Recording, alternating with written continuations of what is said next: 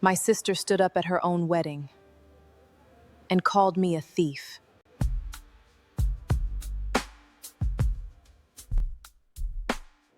She held the forged documents like proof of God. The room believed her. Even the air believed her. What my sister didn't know was that a man whose name she feared had already placed his entire legitimate empire in my name. She was trying to humiliate the woman who already owned the room. My sister lied at her wedding. She didn't know a Korean Mafia boss had carved his empire in my name, crystal shatter. Then silence. Then a single woman, voice, cutting through. My sister stood up at her own wedding, in front of 300 guests, and called me a thief. She held the forged documents like proof of God. The room believed her. Even the air believed her. I raised her after our parents died. I bought her uniforms, her tuition, her dignity. I paid for the dress she was wearing while she destroyed me. What my sister did not know, what she could not have known, was that a man whose name she would not dare to speak had already placed his entire legitimate empire into a trust with my name as its sole beneficiary. She did not know she was trying to humiliate the woman who already owned the room. Comment truth below if you have ever been blamed for something you did not do. Because what happened next, in that ballroom, destroyed the life she had built on that lie. Stay until the end. My name is Amani Whitfield. I was born in Atlanta and raised in Seoul. For most of my adult life, I believed that the worst thing my sister Tasha could do to me had already been done. I was wrong. Before I take you into that ballroom, I have to take you back. Because to understand why she broke that night, you have to understand why I let her and why she had been planning it for longer than I knew. Our mother was a missionary-esque daughter from Savannah. Our father was a logistics executive who took a posting in Seoul when I was 4 and never came back to America. When the expressway accident happened, we were already half a world from anyone who shared our last name. The Korean side did not want 2 mixed-race girls. The American side could not afford the flight. So it was me. Just me. 19 years old in a hospital corridor in Busan, signing forms in a language I had only half learned, with a 12-year-old sister clinging to my hand like she would die if I let go. I did not let go. I worked. I took a restaurant job at a place called Bom Nal in Itaewon because the owner, a woman named Mrs. Han, paid in cash and let me keep my apron clean enough to go to a translation agency in the morning. I slept 3 hours a night for 2 years. I paid for Tasha S. school uniforms. I paid for her tutors. When she said she wanted to go to fashion school in Hongdae, I borrowed against the small inheritance from our father and made it happen. What I did not know, what I would not understand until much later, was that our father's estate had been smaller than Tasha believed. She had grown up assuming our parents left us comfortable. When she turned 18 and asked to see the trust documents, she found out the truth. Most of the money I had spent on her had not come from our parents. It had come from me, from night shifts, from a girl who was 19 when she became a mother. She did not thank me when she learned that. She resented it. I did not see it at the time. The signs were there. When Mrs. Han once introduced me to a regular customer as Tasha's second mother, Tasha smiled, but her hand tightened around her glass. When a teacher at her fashion school sent me a card thanking me for supporting your daughter's dream, Tasha tore it up in front of me. She said it was a joke. I laughed. I should not have. By the time I was 26, the restaurant in Itaewon was mine. Mrs. Han had retired and sold it to me on a long payment plan. By 28, I owned 2. By 30, I had a small chain 5 locations across Seoul, 1 in Busan, 1 in Incheon. Nothing huge, nothing that would make a chaebol blink, but it was mine. It was the first thing in my life that did not have my sister's name on it. That, I think, was the problem. Damien Hale came into Tasha's life the year I opened the Incheon location. He was an American-born executive at a private equity firm with a Seoul office. Tall, charming in the way that boardrooms reward, with a smile that never quite reached his eyes. I never liked him. I told her that once, gently, over coffee. She did not speak to me for 3 weeks. I learned later from a former friend of hers who reached out to me after everything that Damien had been telling Tasha for months, that she would always live in my shadow. That she was talented but trapped. That the only way to be seen as her own woman was to step out from under me. He told her the restaurants should have been hers. He told her our father would have wanted his real heir, the one with the family S last name, and not an apron to inherit. He fed her the version of herself she had been hungry for since she was 18, and learned where her tutors had really come from. By the time she came to me and asked me to pay for the wedding, because Damien S. family was hosting the engagement, but the wedding felt right. Coming from the bride S side, she had already decided what she was going to do at the reception. I sold the Incheon location. I gave her every one. I told her to have the wedding she had been dreaming about since she was a little girl in our mother S old slip, walking down an imaginary aisle in our Seoul apartment. She kissed my cheek. She cried. She told me I was the best sister in the world. That was 6 weeks before the ballroom. I have to tell you about the alley first, because everything turns on the alley. It was raining the way it only rains in Seoul in November, slow, cold, like the sky was tired. We had closed at 11. I was counting the till at the Itaewon location.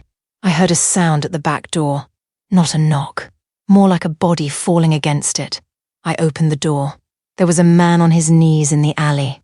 Korean, tall, even kneeling. His left hand was pressed against his side, and his white shirt was not white anymore. There was a gun on the wet pavement beside him. He was not looking at me. He was looking past me, at the kitchen, like he was measuring whether he had the strength to crawl inside. I should have called the police. Any sane woman would have. Instead, I looked at his face at the way his jaw was set. Not from menace, but from refusal, to let his body fail him, and I thought, this man is about to die in my alley. So I pulled him inside. I locked the door. I told the dishwasher to go home. I cleaned the wound with the same calm I had learned in that hospital corridor in Busan at 19, because once you have signed your parents' death certificates, you are not afraid of much. I called a doctor I knew from the translation agency, a woman who did not ask questions. She came. She worked on him for 2 hours on my prep counter.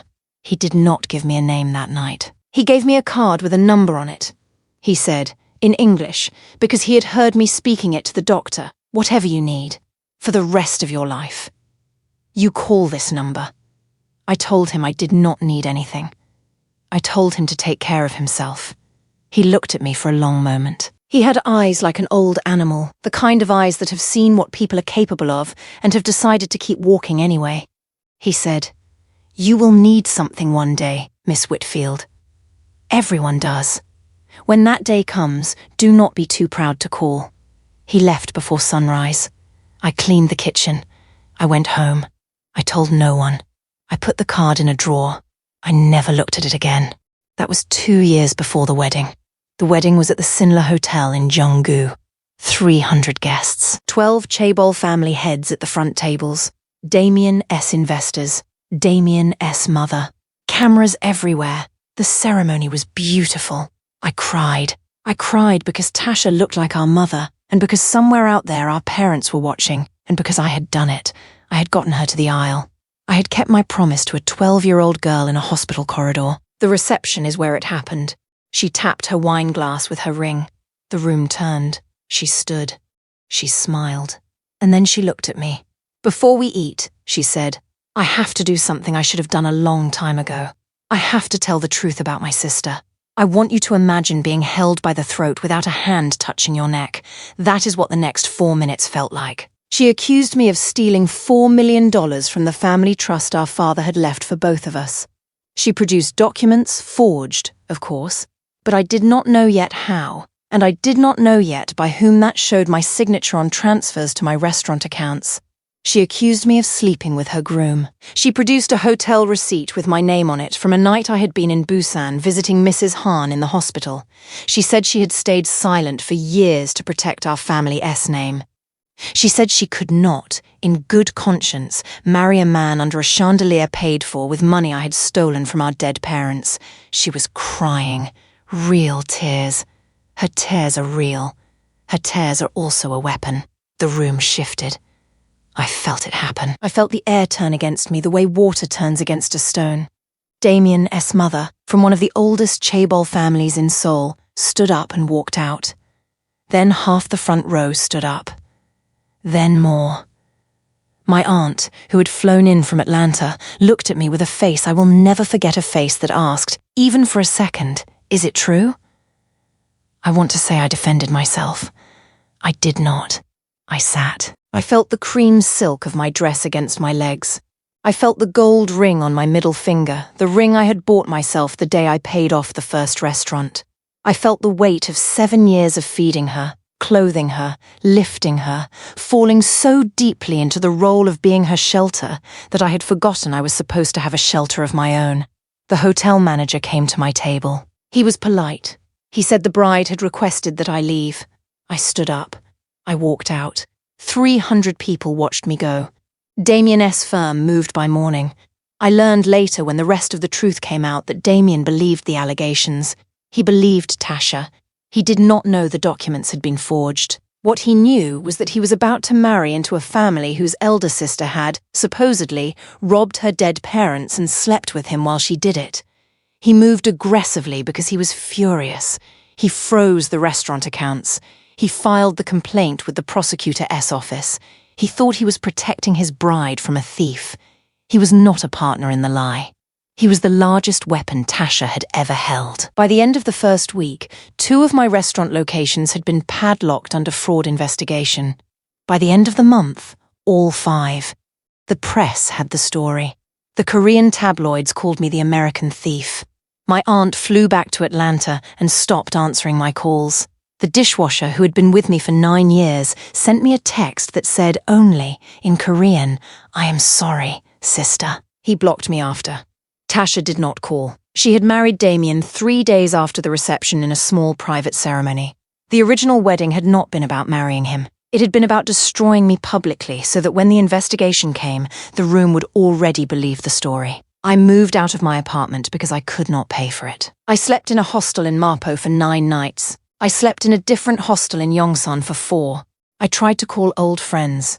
The ones who answered had already heard. The ones who did not answer had heard worse. On the 47th day after the wedding, I was sitting outside Seoul Station with a backpack and 1 suitcase and 23,000 won in my wallet, which is about $17 American. It was raining the way it only rains in Seoul in November. I was wondering how much longer I could keep moving when I had nowhere left to go. That is when the car pulled up. It was black. The kind of car you do not see parked outside Seoul Station unless someone very important has very specific business. The window came down. A man I did not know Korean, mid-40s, wearing a suit that cost more than my old apartment looked at me and said, in English, "Miss Whitfield. He has been waiting 14 months. Please, get in." The car took me to a building in Gangnam-gu I had never seen before. 48 floors. Black marble lobby. We took the elevator to the 47th. The man in the suit walked me down a hallway. He stopped at a door. He said, "He asked us not to find you until you were ready to be found." He opened the door. Park Junso was standing at a window that looked out over the entire south side of the Han River. He was wearing a charcoal suit. His hair had a little more silver in it than I remembered. He turned. He looked at me. And he smiled the way a man smiles when he has been holding a debt for a long time and has finally been given the chance to pay it. He said, "Miss Whitfield, I told you that one day you would need something. Sit down." I sat. I could not speak. He poured me tea. His hands were steady. He said, 2 years ago you saved my life in an alley in Itaewon. 10 months after that night, I finished separating something I had been building for a long time. I have a name in the city that you have likely heard whispered. The men I lead do many things. But for years, I have been moving the clean parts, the legitimate parts, into structures my organization cannot touch. Shipping, commercial property, an entertainment group, 2 private investment funds. 14 months ago, I finished.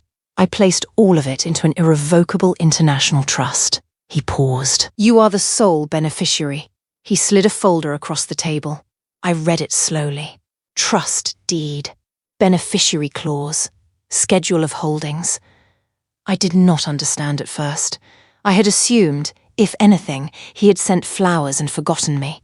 I had not assumed he had spent 2 years building me an exit from a life I did not yet know I would need to leave. I looked up at him.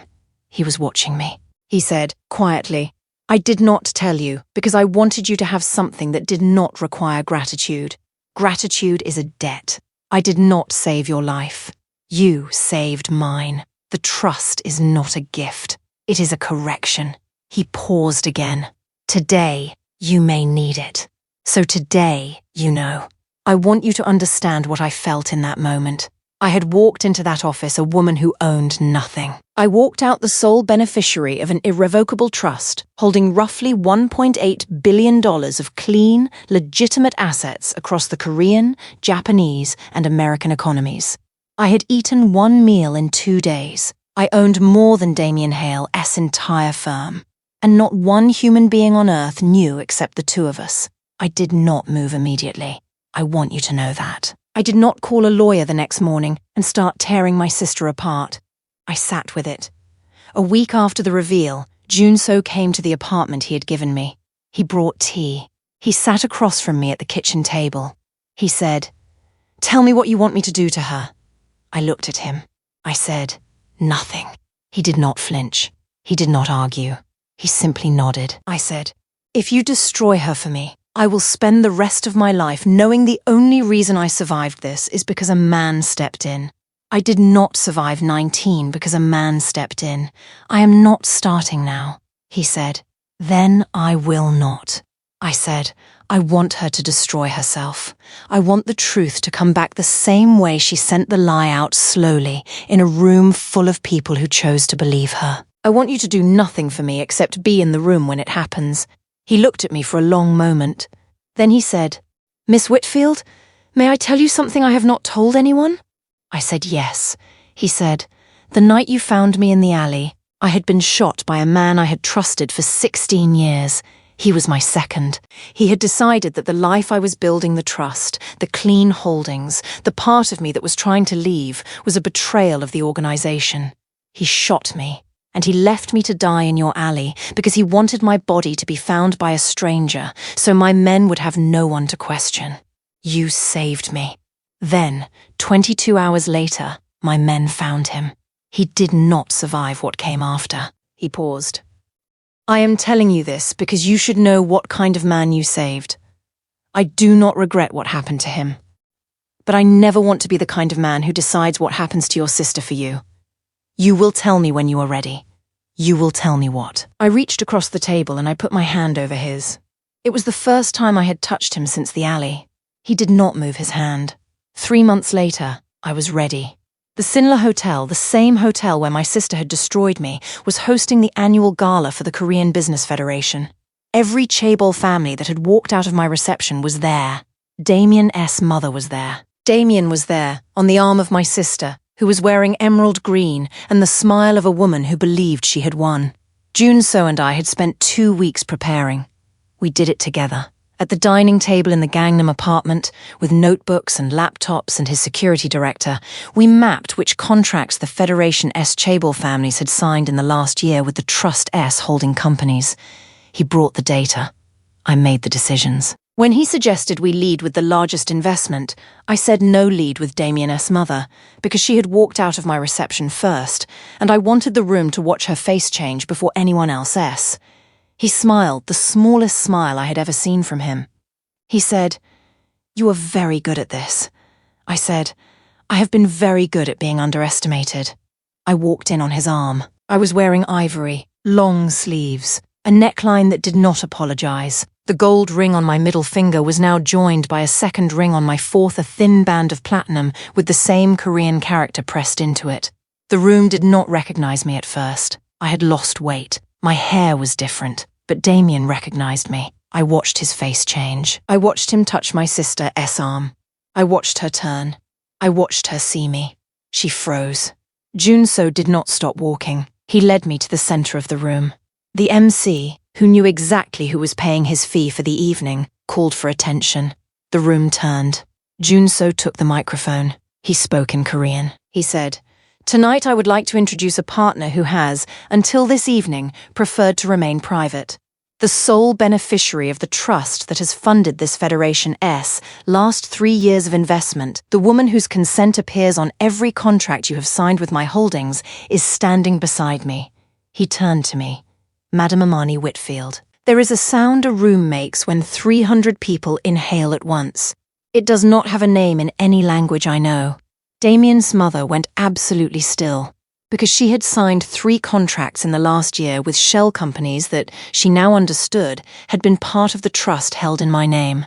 My sister could not speak. I took the microphone. I spoke in English first, then Korean. I said, "Some of you were in a ballroom in this hotel 93 days ago. You watched my sister hold up forged documents and accuse me of stealing $4 million from my own parents' trust. You believed her, because the alternative that a woman like me had quietly built something worth taking was harder to imagine than the lie. Tonight, I want you to know that the woman you ostracized that night was, at that moment, the sole beneficiary of $1.8 billion of holdings registered across 3 jurisdictions. Your investments, your loans, your subsidiaries. I do not need your apologies. I am telling you what is true." I put the microphone down. The Chaebol families did not look at my sister. They looked at me. Damien's mother stood up. She walked over. She took my hand. She said, in English, "I am sorry. I was wrong." She walked out of the ballroom for the second time, but this time it was not me she was rejecting. It was her son. Comment carved Ein NY name if you are still with me. The morning after the gala, Damien did not come home.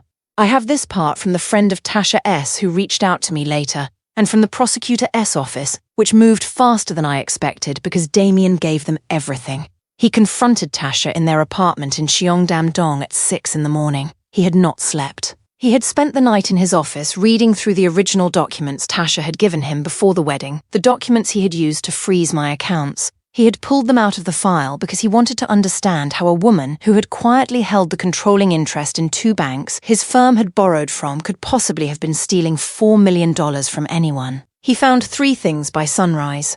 The first was a metadata trace on the bank transfer files showing they had been created on Tasha S. laptop, not generated by any bank. The second was the hotel receipt, the one with my name on it from the night I was in Busan with Mrs. Han. The reservation had been made from Tasha S. email address. The third was a recording, on the laptop S local drive, of Tasha rehearsing the wedding speech in front of a mirror 6 weeks before the reception. She had practiced the tears. He brought all 3 to the apartment. He set the laptop on the kitchen counter. He pressed play. She did not deny it. She said, in his telling, she had everything. I had to take something. She said, "You loved me before her. You will love me again." She said, "Please." Damien, we are married. He emptied their joint accounts on his phone while she was still talking. He left without packing. He was on a flight to Los Angeles by that afternoon. He gave the prosecutor everything, the metadata, the receipt, the recording through his attorney that evening. He filed for divorce from a hotel in Santa Monica 48 hours later. He did not contact her again. The prosecutors moved on her in November. She tried to see me twice before the trial. The first time, she came to the building in Gangnam.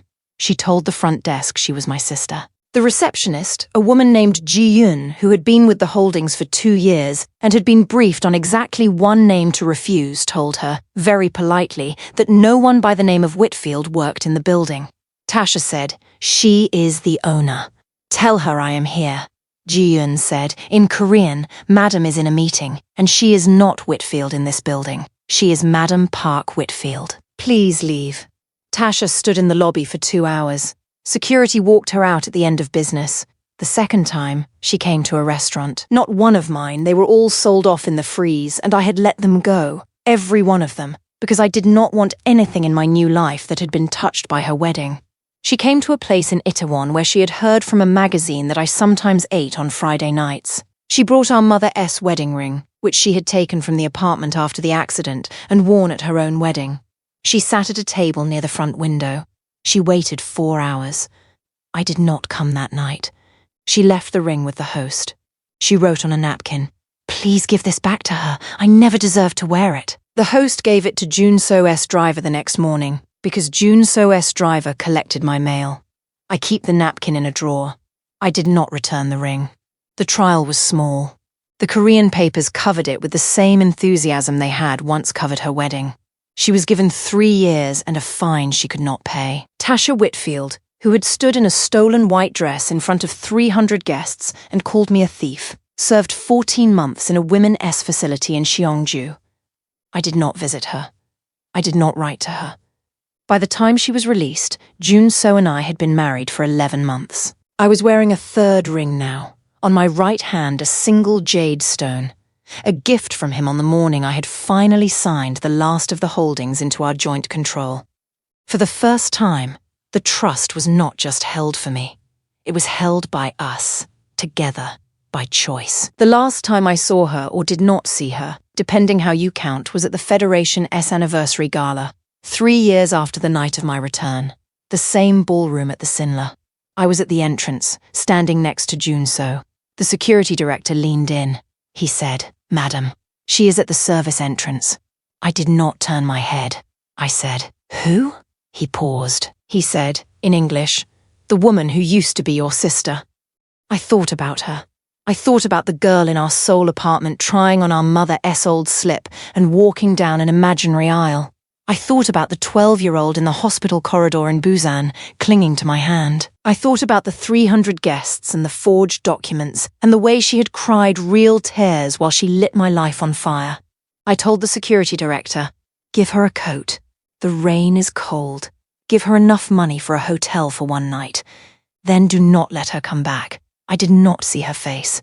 I did not hear her voice. I did not need to. Jun-so took my hand. He did not say I had done the right thing, because he does not say things like that. He said, "Are you ready?" I said, "Yes. I want to leave you with this. I did not destroy my sister. The architecture she built destroyed her.